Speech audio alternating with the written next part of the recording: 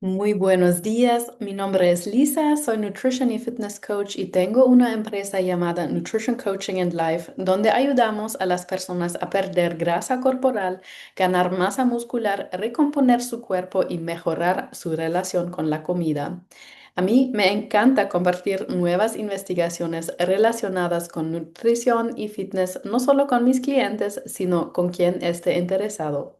Por lo tanto, una vez al mes compartiré con ustedes el contenido de mi revisión de investigación favorita en español. Así que si te gustan mis contenidos, suscríbete a mi canal y compártelo con alguien a quien también le pueda resultar útil. Es la mejor manera de ayudarme a crecer y orientar a más personas. Gracias. Ahora, sin más preámbulos, comencemos con nuestra quinta revisión de investigación. Se trata de la edición de abril de la revista Body by Science de Bill Campbell. Podrás encontrar el enlace en la descripción de este episodio. El título es Aumentar la frecuencia de las comidas provoca una mejor pérdida de grasa. Y el estudio revisado fue la frecuencia de las comidas no afecta la pérdida de peso en mujeres con sobrepeso u obesas, pero sí afecta la composición corporal. Un ensayo controlado aleatorio de Korugul et al. 2024. Entonces, empezamos con los antecedentes. Este puede ser difícil de creer para muchos de ustedes, pero hace unos 15 años se pensaba comúnmente que una mayor frecuencia de comidas era superior a una frecuencia más baja de comidas en términos de la tasa metabólica y composición corporal. Esos son algunos de los comentarios que a menudo se encontraban en línea. Número uno, coman muchas comidas pequeñas a lo largo del día para estimular su metabolismo y aumentar la pérdida de grasa. O al comer de 5 a 6 comidas pequeñas por día, aumentará sus niveles de energía, acelerará el crecimiento muscular y su metabolismo sin almacenar grasa. O presta atención a esta cita, por ejemplo. Comer con frecuencia te permitirá ingerir hasta un 50% más de calorías sin almacenar ni una onza de ellas en forma de grasa.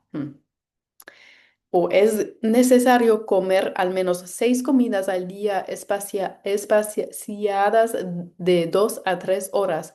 Eso aumentará el ritmo o la tasa metabólica y mejorará la pérdida de grasa.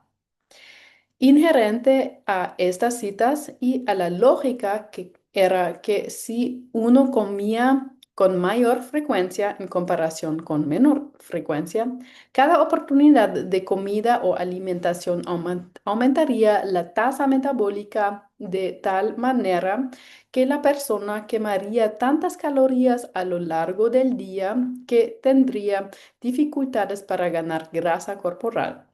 Era como si el aumento de la frecuencia de las comidas los protegiera del aumento de peso. Recuerdo muy bien que en esta época, como joven profesor, dice Bill Campbell, me encargaron junto con mi colega y buen amigo Paul Labonte que escribiera una opinión sobre este tema para la Sociedad Internacional de Nutrición Deportiva. El Dr. La Bounty y yo reclutamos otros científicos y profesionales del fitness para ayudarnos con este proyecto. También recuerdo vívidamente lo que sucedió enseguida y recuerde que en ese momento el consejo era que comer más comidas al día era mejor tanto para la tasa metabólica como para la composición corporal. Como líderes del proyecto en dicho artículo, el doctor LaBounty y yo hicimos la investigación inicial y leímos las publicaciones disponibles sobre el tema. Llamé al doctor LaBounty y le dije algo así.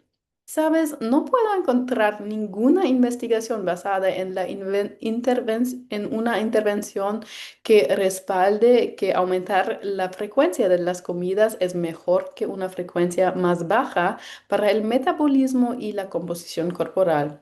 Y su respuesta fue, lo sé, estoy viendo lo mismo. Lo que pudimos encontrar fue una gran cantidad de estudios observacionales retrospectivos que llegaron a la conclusión casi universal de que una frecuencia de comida más alta era mejor que una frecuencia más baja con respecto al peso corporal y la obesidad. El problema de los estudios observacionales retrospectivos y la causalidad inversa es o al menos en el contexto de esta intervención, no, pues voy a explicar más en este punto. En el contexto de la investigación sobre la frecuencia de las comidas, tenemos dos tipos principales de estudios de investigación que se pueden realizar. Un estudio de intervención aleatorizado, ensayo controlado, o un estudio observacional retrospectivo. El mejor tipo de diseño de estudio se denomina estudio tipo intervención, que se podría considerar mejor como una intervención aleatorizada y controlada. Bajo un estudio de este tipo, los investigadores tomarían sujetos con el mismo peso o composición corporal al comienzo del estudio y asignarían al azar la mitad de ellos a un grupo de alta frecuencia de comidas y la mitad restante a un grupo de menor frecuencia de comidas.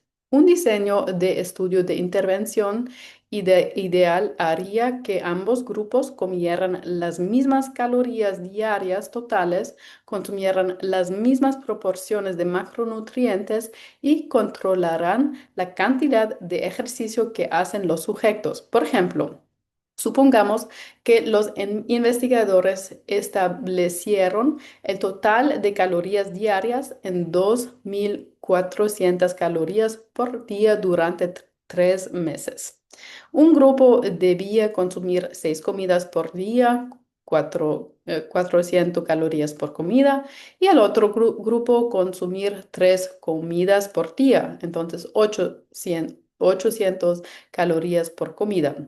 La única diferencia entre estos dos grupos habría sido el número de comidas consumidas durante 24 horas y en consecuencia el tamaño de las proporciones y la frecuencia. Al final de este estudio hipotético de 3 meses, si el grupo de mayor frecuencia de comidas tenía menos grasa corporal, concluiríamos que este se debía a la mayor frecuencia de comidas, ya que esto era lo único diferente entre los dos grupos. Un estudio observacional retrospectivo examina datos o eventos pasados para investigar las relaciones entre las exposiciones y los resultados sin manipular o intervenir con los participantes del estudio. En el contexto de la frecuencia de las comidas, la exposición es la cantidad de comidas que los sujetos comen al día y el resultado es su peso corporal actual. Estos estudios han informado históricamente que las personas que más pesaban eran aquellas que reportaban que comían solo unas pocas comidas al día, digamos 2 o 3 comidas al día. En contraste, los encuestados que no tenían sobrepeso típicamente reportaron comer muchas veces al día, digamos 5 o 6 veces al día. Debido a este resultado consistente entre estos tipos de estudios observacionales, las personas a menudo concluyen que comer menos comidas por día hace que uno tenga sobrepeso. ¿Ves lo que pasó aquí? La gente infería causalidad, pero era solo una correlación. A continuación, se presentan algunas preguntas de sondeo sobre este tipo de estudio. ¿Quién crees que es más probable que mienta en una encuesta sobre sus hábitos alimenticios?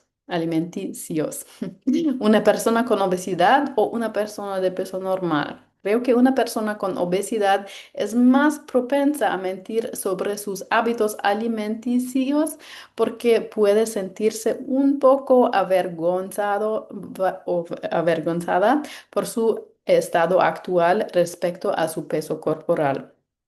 En tal situación, no querían admitir que comen muchas veces al día porque sienten que los investigadores que leen sus respuestas pueden juzgarlos por comer con mayor frecuencia. Por el contrario, un individuo de peso normal no sufre la misma vergüenza cultural al tener sobrepeso y por lo tanto responde con más sinceridad a las preguntas que se le hacen sobre cuántas veces come al día.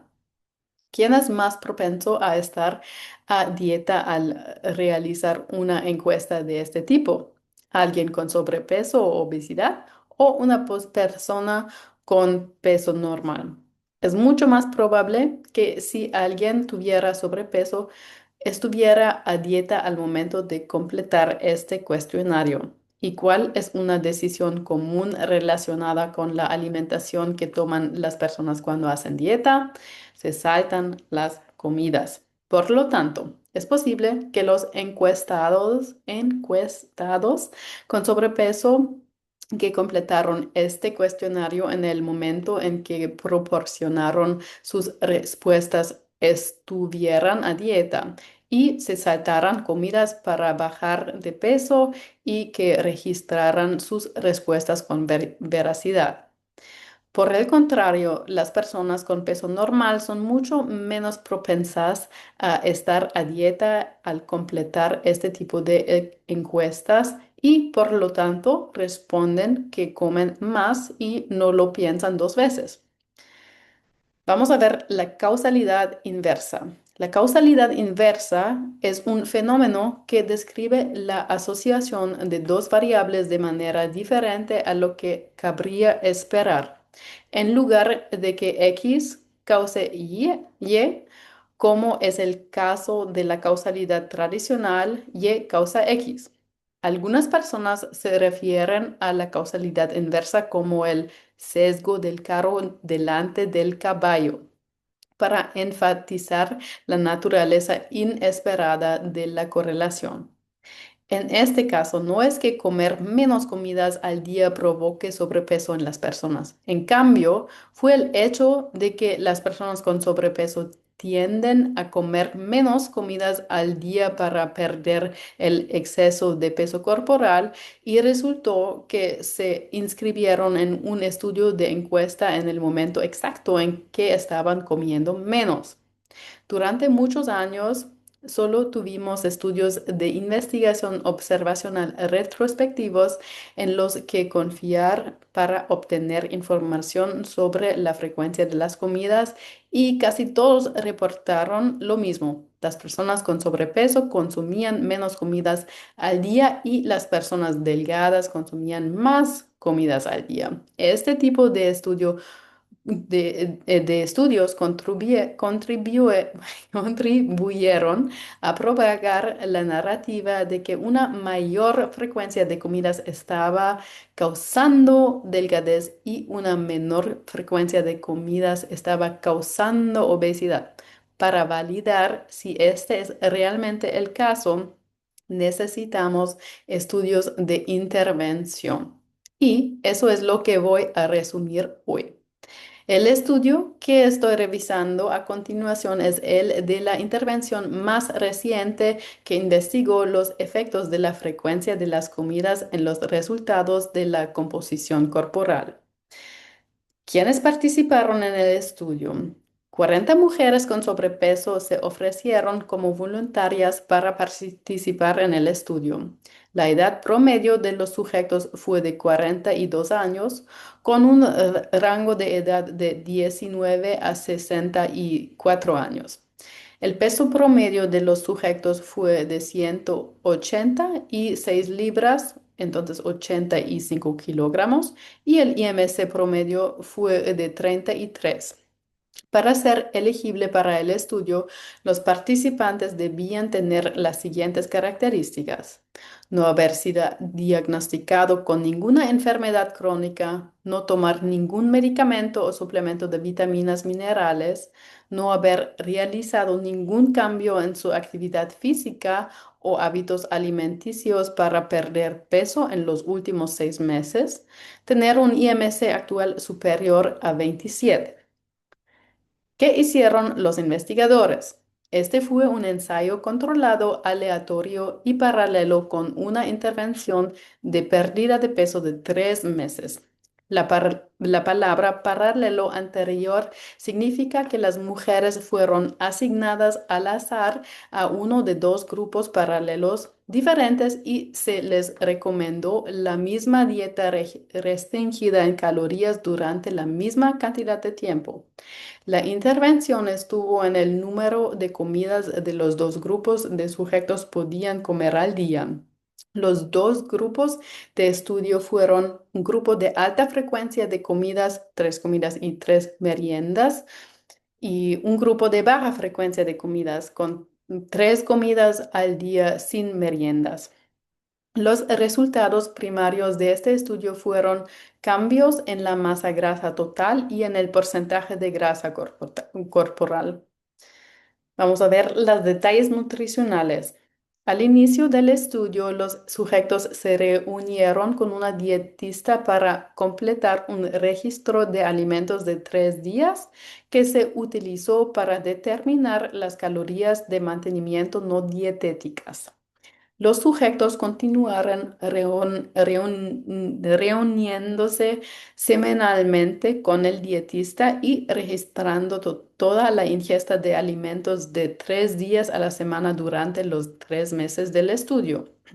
El registro de alimentos de 3 días incluyó 2 días de la semana y un día del fin de semana. Una vez que los investigadores determinaron las calorías de mantenimiento de los sujetos, estos fueron puestos en un déficit de 500 calorías durante el resto del estudio, independientemente del grupo al que habían sido asignados.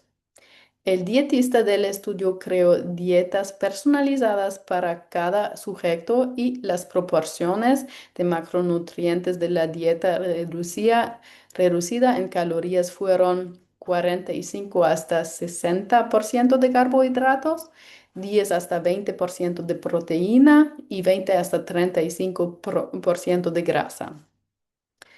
Se alentó al grupo de baja frecuencia de comidas a comer solo 3 veces al día, desayuno, almuerzo y cena, para alcanzar las calorías dietéticas asignadas. Igualmente, se animó al grupo de alta frecuencia de comidas a comer 6 veces al día: desayuno, meridienda 1, almuerzo, meridienda 2, cena y meridienda 3, para alcanzar las calorías asignadas de la dieta.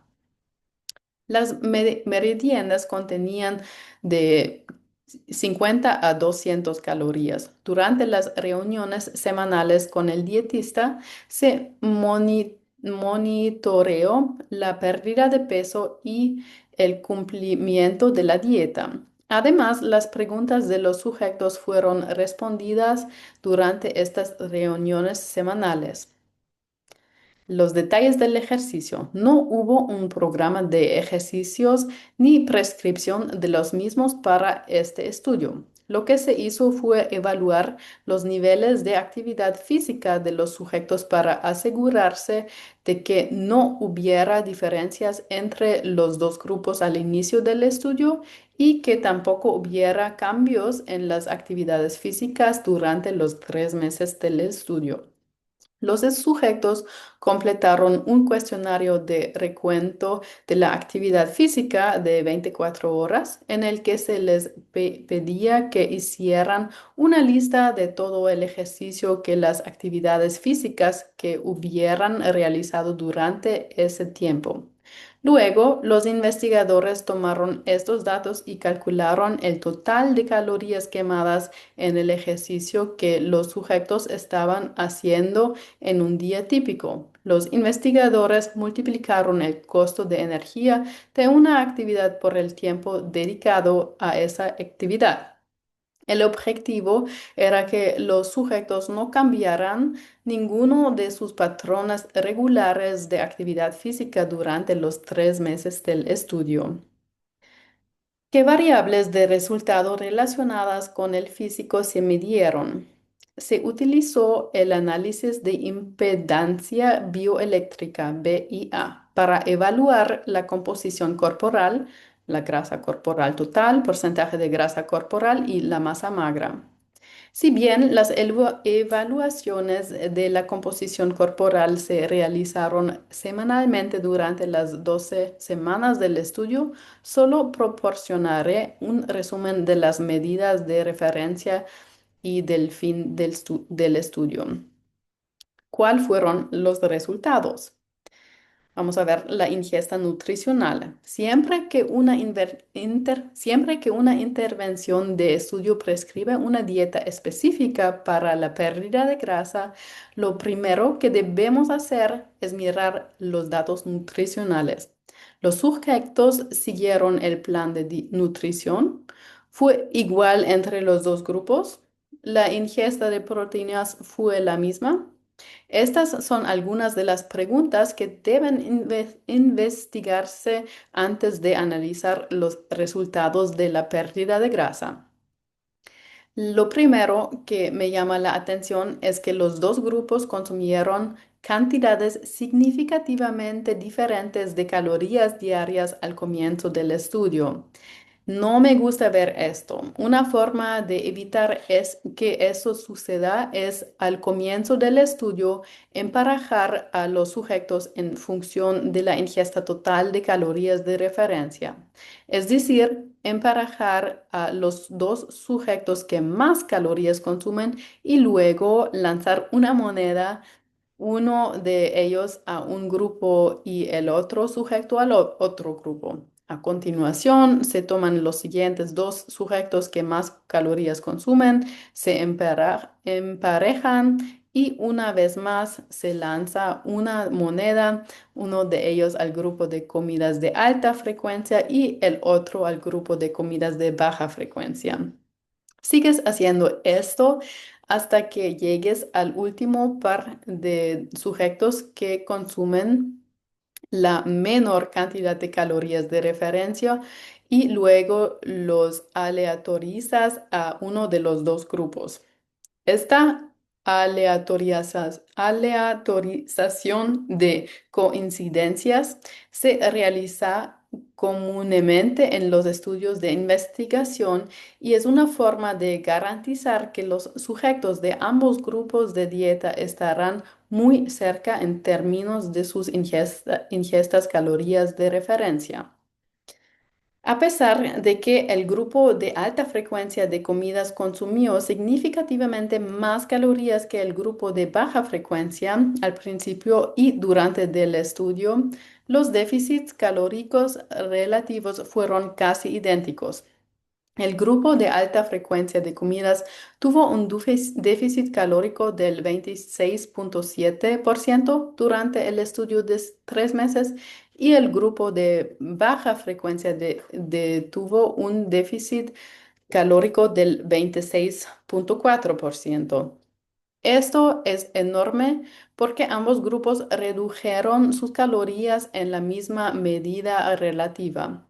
Por lo tanto, cuando observamos los resultados de este estudio, podemos reconocer que ambos grupos hicieron dieta en la misma medida relativa y podemos suponer que cualquier diferencia en la pérdida de peso se debe a las diferencias en la frecuencia de las comidas y no porque un grupo hiciera una dieta más dura que el otro grupo. Vamos a ver la composición corporal. De acuerdo, los resultados son un poco frustrantes. En un primer momento, los autores del estudio presentan sus datos indicando que no hubo diferencia en la pérdida de grasa entre los dos grupos, utilizando valores absolutos, entonces valores de masa grasa corporal total y valores porcentuales de grasa corporal, y posteriormente analizan sus datos utilizando diferencias porcentuales y declaran que hubo diferencias estadísticamente significativas. Desarrollaré esto más adelante. Por ahora voy a resumir sus datos como resumiría mis propios datos de investigación sobre la pérdida de grasa, como lo haría con cualquier otro estudio. Y luego abordaré su análisis de datos adicionales y cómo esto encaja en una interpretación general de este estudio y frecuencia de comidas en general. Ambos grupos perdieron aproximadamente la misma cantidad de peso corporal total. El grupo de alta frecuencia de comidas perdió 16,5 libras, entonces 7,5 kilogramos, y el grupo de baja frecuencia perdió 15,5 libras, entonces 7 kilogramos de peso corporal. Los lectores de Body by Science saben que nunca sacamos conclusiones basándonos únicamente en el peso corporal. Si los datos están disponibles, tenemos que abrir el telón para ver cuál fue la composición de la pérdida de peso en términos de cambios en la grasa corporal y la masa muscular. No existieron diferencias significativas entre el grupo de alta y baja frecuencia de comidas para ninguna variable de composición corporal. Si bien el grupo de alta frecuencia de comidas perdió un 1,5% más de grasa corporal, esta diferencia no alcanzó al umbral de significación estadística. También me gusta observar la composición del peso corporal total perdido y cualquier que porcentaje procedía de las reservas de grasa corporal y qué porcentaje de las reservas de masa magra. En este estudio, el grupo de alta frecuencia de comidas perdió el 87% de su peso corporal del tejido graso y el 13% del tejido magro. En tanto que el grupo de baja frecuencia perdió el 85% de su peso corporal del tejido graso y el 15% del tejido magro. Por lo tanto, la composición del peso perdido fue casi idéntica entre los dos grupos.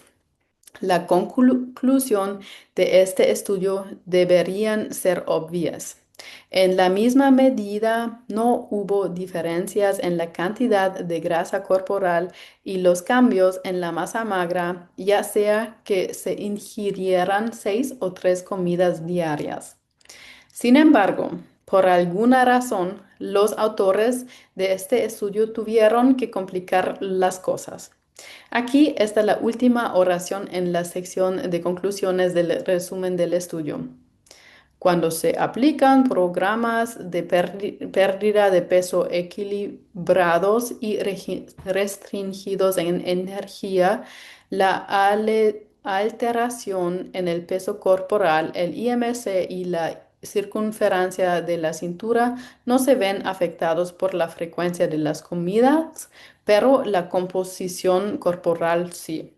En la sección de discusión del estudio publicado, los autores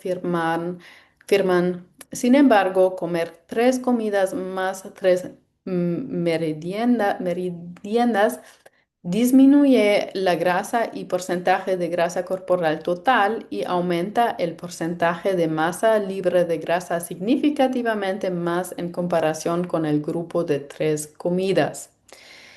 Mire nuevamente la cifra de composición corporal y pregúntese cómo los investigadores pueden hacer estas afirmaciones cuando los datos muestran claramente que las pérdidas totales de grasa corporal y los cambios en la masa magra son casi los mismos entre los dos grupos de frecuencia de comidas. Pueden hacer estas declaraciones porque realizaron algunos análisis estadísticos adicionales. Calcularon los cambios porcentuales para el peso y grasa corporales totales, el porcentaje de grasa corporal y la masa magra. Para el porcentaje de grasa corporal, esencialmente calcularon un nuevo valor que era un porcentaje de otro porcentaje. Te explicaré lo que hicieron con el porcentaje de grasa corporal para que conozcas las operaciones matemáticas en caso de que encuentres esto significativo en tu interpretación de este estudio. El grupo de alta frecuencia de comidas pasó de un porcentaje de grasa corporal del 41,5% al 37%. Dado que este valor ya se presenta como un porcentaje de grasa corporal, nos detenemos aquí y reconocemos que este grupo en el estudio perdió un 4,5% de grasa corporal. Pero los investigadores fueron un paso más allá en este estudio y calcularon un porcentaje sobre un porcentaje, determinando cuánto porcentaje de grasa corporal se perdió. Lo hicieron usando esta ecuación. El cambio en el porcentaje de grasa, menos 4,5%, dividido por el porcentaje de grasa corporal inicial, 41,5%, por 100, da 10,8%. El cambio porcentual para el porcentaje de grasa corporal fue del 10,8% para el grupo de alta frecuencia de comidas y del 7,7% para el grupo de baja frecuencia. Cuando los investigadores realizaron una prueba estadística comparando el 10,8% con el 7,7%, esta diferencia alcanzó el umbral de significación estadística. Hicieron lo mismo con los cambios en el porcentaje de masa magra para afirmar que una mayor frecuencia de comidas causaba una mayor tasa de aumento en el porcentaje de masa libre de grasa. No me gusta esto.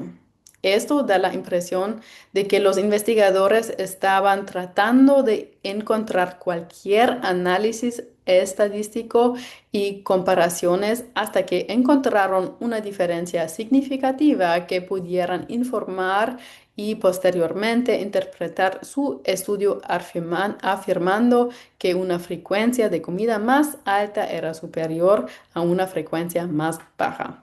Es posible que otros científicos llegaran a una conclusión diferente sobre este análisis estadístico extra que yo, o tal vez tú también lo harías, pero esto definitivamente a mí no me gusta.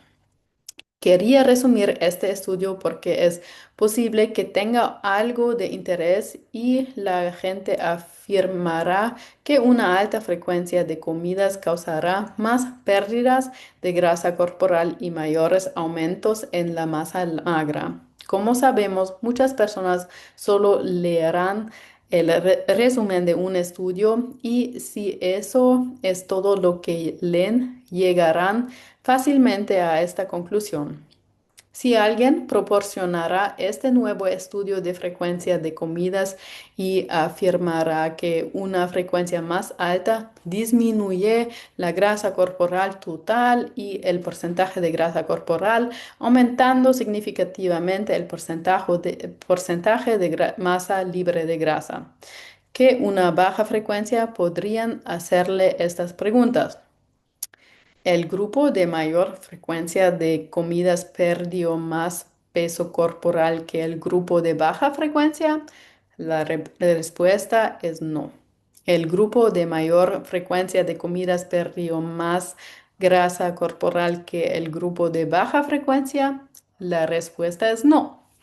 El grupo de mayor frecuencia de comidas perdió más porcentaje de grasa corporal que el grupo de baja frecuencia. La respuesta es no. La diferencia no alcanzó el umbral de significación estadística. La última pregunta. ¿Alguno de los grupos ganó masa magra durante el estudio? La respuesta es no. Durante el estudio, ambos grupos perdieron alrededor de 2.2 libras o 1 kilogramo de masa magra. Reiterando, los investigadores solo pudieron decir que el grupo de alta frecuencia de comidas perdió más grasa corporal, pero ganó significativamente más masa magra al realizar pruebas estadísticas adicionales. En estas se calcularon diferencias porcentuales con respecto a las diferencias absolutas reportadas en el estudio. En mi opinión, esto parece ser una expedición de pesca o lo que los científicos llaman espionaje de datos, una situación en la que los investigadores siguen realizando pruebas adicionales hasta que obtienen el resultado que desean. Esto no es bueno. Mi interpretación de este estudio es que una frecuencia de comidas más alta no es mejor ni peor que una frecuencia baja. Esto en una dieta en que la reducción relativa de calorías es igual entre los dos grupos. En la práctica, esto significa que un cliente puede elegir el protocolo de frecuencia de comidas que mejor se adapte a sus necesidades. Algunos pueden preferir comidas más pequeñas y frecuentes cuando están a dieta y otros pueden preferir comidas más grandes con menor frecuencia. Por cierto, conozco otro estudio que fue muy similar al que acabamos de revisar. Este se publicó en 2010 y incluyó hombres y mujeres con obesidad. Al igual que en el estudio revisado, los sujetos se pusieron a dieta durante unos meses y fueron asignados aleatoriamente a un grupo de alta frecuencia de comidas, 3 comidas y 3 refrigerios, o a uno de baja frecuencia, solamente 3 comidas.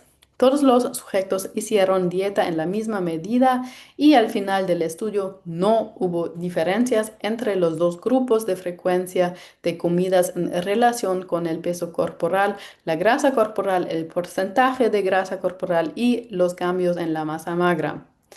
Vamos a ver las fortalezas y limitaciones del estudio. Primero, las fortalezas del estudio. La frecuencia de la recopilación de registros de alimentos. Se requirió que los sujetos completaran un registro de alimentos de 3 días cada semana durante el estudio. Este era un requisito razonable y práctico porque si se pide que los sujetos completen los registros de alimentos con mayor frecuencia, se fatigan y es posible que no completen los formularios de alimentos con precisión o incluso que se sientan tentados a no completarlos. El papel del dietista y reuniones semanales fue otra fortaleza. Los sujetos se reunieron con el dietista del estudio todas las semanas durante el estudio. El dietista revisó los registros de alimentos de 3 días, controló la pérdida de peso y midió la composición corporal durante cada visita semanal. Estos controles semanales sirvieron para verificar el cumplimiento de los planes dietéticos y ayudaron a mantener a los sujetos motivados durante el estudio. Vamos a ver las limitaciones del estudio. Pues los registros de alimentos de 3 días para estimar las calorías de mantenimiento de referencia es una limitación porque, aunque anteriormente mencioné que fue una fortaleza del estudio hacer que los sujetos completaran registros de alimentos de 3 días cada semana del estudio. Sin embargo, tener un registro de alimentos de 3 días no fue una buena idea para determinar la ingesta calórica de referencia. Cuando los sujetos aprenden por primera vez a registrar su ingesta de alimentos, a menudo cometen errores. La mayoría de sus errores se habrían cometido durante la primera semana del estudio, ya que probablemente era una nueva habilidad para ellos. En mis estudios de pérdida de peso, siempre intento obtener al menos 7 días, aunque prefiero 14 de ingesta de alimentos para determinar las calorías de referencia o mantenimiento. Otra limitación fue que había muy poca información sobre la dieta. Casi no se proporcionó información sobre las dietas. Se les proporcionó comida a los sujetos, que se hizo para verificar que los sujetos del grupo de alta frecuencia consumieran 6 comidas al día, que se hizo para confirmar que los sujetos del grupo de baja frecuencia solo consumieran 3 comidas al día. No tenemos las respuestas a estas preguntas porque los investigadores no proporcionaron ninguna información sobre este punto.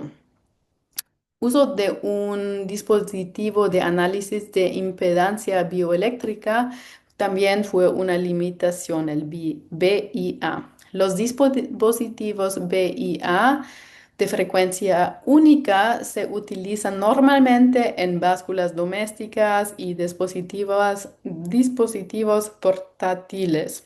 Los dispositivos BIA multifrecuencia son mucho más precisos